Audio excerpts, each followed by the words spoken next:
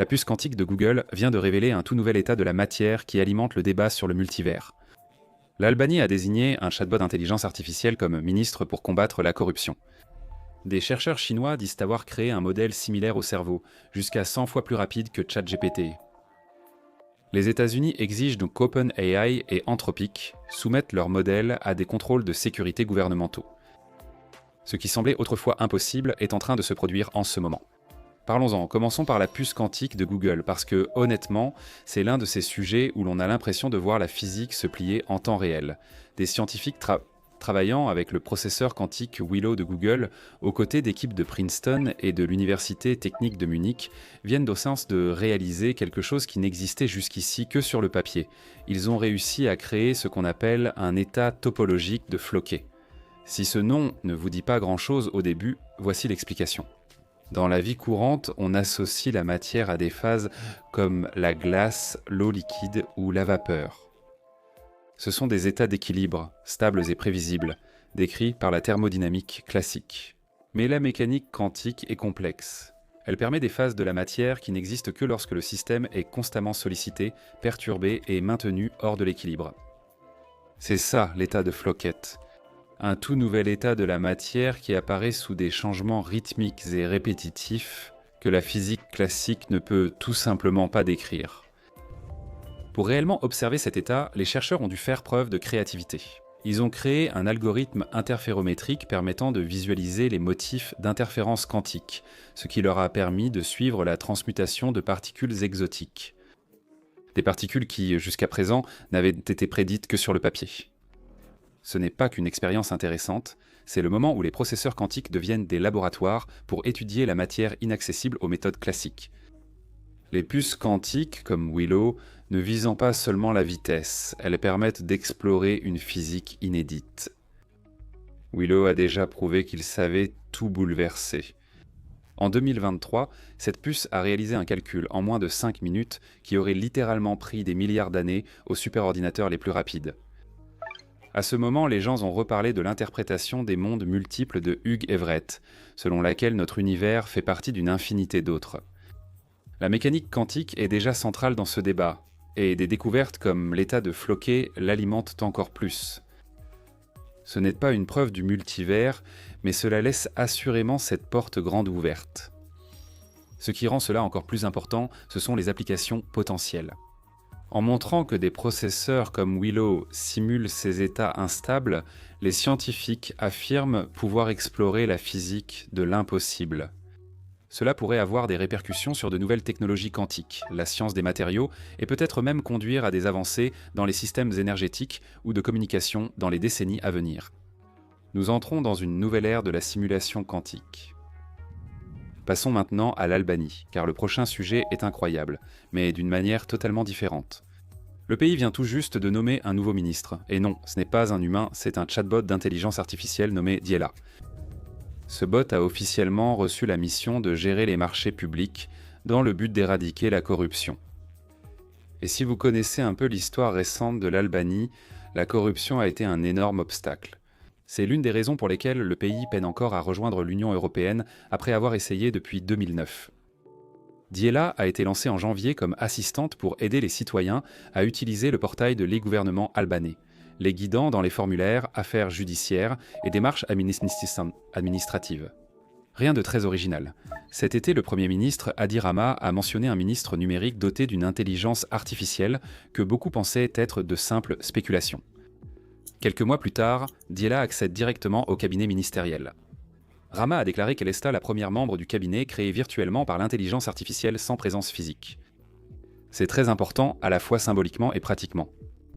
Il doit désormais évaluer chaque proposition des entreprises privées lors des appels d'offres publics. Et il ne s'agit pas seulement d'efficacité, elle a été programmée pour signaler toute chose suspecte. Des signes de blanchiment d'argent, trafic de drogue ou affaires louches liées au crime organisé. Si elle trouve des problèmes, elle peut bloquer les propositions. Et Rama a même dit que Diela pourrait recruter des talents du monde entier. Cette partie reste encore vague, mais cela suggère une sorte de portée mondiale dans la gestion des appels d'offres. Elle utilise les grands modèles de langage d'OpenAI via le cloud Azure de Microsoft, donc ce n'est pas un système mystérieux. C'est la même technologie de base que l'on voit partout ailleurs, simplement enveloppée dans une couche spécifique au gouvernement. Ce qui frappe ces pans, c'est comment l'Albanie l'utilise directement dans la gouvernance pour éliminer la corruption. Rama affirme que cela rendra les appels d'offres 100% incorruptibles et que tous les fonds publics seront 100% transparents. C'est audacieux et le vrai test sera sa résistance à la pression réelle, mais symboliquement, c'est énorme. Vous avez un petit pays européen qui dit « Nous en avons assez d'attendre que les humains règlent la corruption. Voyons si l'intelligence artificielle peut le faire. » Visuellement, Diela a également reçu un avatar. Elle apparaît en ligne comme une jeune femme en tenue traditionnelle albanaise. Même en tant qu'intelligence artificielle, elle reste entourée de symboles nationaux et remplit une double fonction. Elle est ministre et assistante aidant les citoyens avec Albania. Aucun congé maladie, pot de vin ou vacances. Que cela fonctionne sur la durée ou génère de nouveaux problèmes, seul l'avenir le dira. Pour l'instant, l'Albanie a établi un précédent. Maintenant, allons en Chine, où des chercheurs font une affirmation audacieuse de leur côté. Ils ont annoncé Spiking Brain. 1.0, un grand modèle de langage qu'ils présentent Nanspand comme le premier modèle d'intelligence artificielle semblable au cerveau, et il serait censé être jusqu'à 100 fois plus rapide que des systèmes comme ChatGPT ou Copilot. Et si c'est vrai, cela pourrait complètement bouleverser la donne. Alors qu'est-ce qui rend Spiking Brain différent ?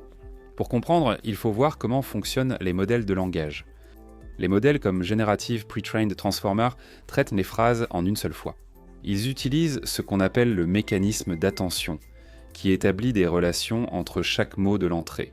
Donc, si vous voyez la phrase « le joueur de baseball a balancé la batte », le modèle considère chaque mot ensemble pour déterminer que « batte » fait référence à l'équipement de baseball et non à l'animal. Cela fonctionne bien, mais c'est très gourmand en ressources. Chaque mot est comparé aux autres, d'où le besoin d'une grande puissance GPU pour ces modèles. Spiking Brain affirme abandonner cette approche. Au lieu d'examiner tout en même temps, il fonctionne davantage comme un cerveau. Il active uniquement l'essentiel, se focalisant sur les mots proches et le contexte comme un humain. Imaginez des neurones qui s'activent sélectivement au lieu d'un cerveau toujours à plein régime. Le résultat, selon les chercheurs, c'est une performance entre 25 et 100 fois supérieure à celle des large language models actuels. Ce n'est pas qu'une question de vitesse, mais aussi d'efficacité. Selon les rapports, le modèle offrirait des performances dans grand public, tout en utilisant moins de 2% des données d'entraînement des modèles open source. Et voici un autre aspect. Il ne dépend pas des GPU NVIDIA. Il fonctionne plutôt sur du matériel local produit par l'entreprise chinoise MetaX. Décision stratégique majeure pour la Chine, car elle réduit la dépendance aux puces américaines, fortement restreinte par les contrôles à l'exportation. Si cela se confirme, ce n'est pas seulement une avancée technique, mais aussi une avancée géopolitique, donnant potentiellement à la Chine plus d'indépendance dans la course à l'intelligence artificielle. Pour l'instant, ce ne sont que des affirmations. Il faut attendre des validations, des benchmarks et des tests pour déclarer Spiking Brain, 1.0 révolutionnaire. Si c'est même à moitié aussi bon que prévu, cela pourrait tout changer. Moins d'énergie, moins de dépendance matérielle, temps de réponse plus rapide. Vu la consommation énergétique des larges language models actuels, même de petits gains d'efficacité seraient trop majeurs. Appliqué au centre de données, cela permet d'économiser de l'argent, de réduire la chaleur, la consommation d'énergie et l'impact environnemental.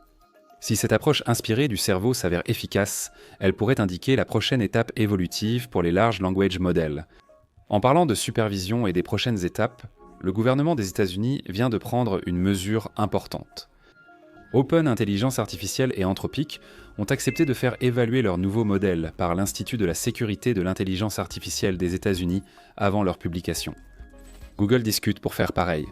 Cet accord inédit permet à l'Institut d'accéder aux modèles avant leur sortie, d'évaluer leur sécurité et de conserver un accès pour des tests continus.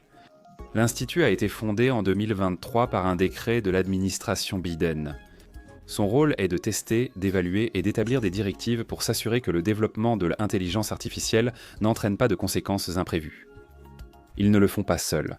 L'Institut des États-Unis collabore avec l'Institut britannique pour la sécurité de l'intelligence artificielle afin d'établir une norme internationale pour les tests de sécurité des modèles. Cet accord n'est pas que symbolique. L'Institut accédera réellement aux nouveaux modèles pour tester biais, effets néfastes et comportements imprévus.